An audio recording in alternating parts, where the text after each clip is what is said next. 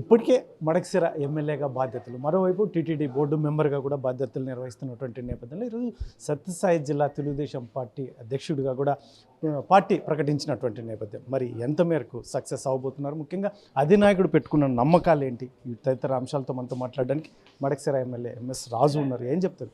ఏంటి sir, congratulations first of all. ఏంటండి మరొక బాధ్యత, దీన్ని ఎలా స్వీకరిస్తున్నారు? సో బాధ్యతగా స్వీకరిస్తున్నారా, లేదంటే మీ అధినాయకుడు పెట్టుకున్నటువంటి నమ్మకం అంటారు? ఏం చెప్తారు?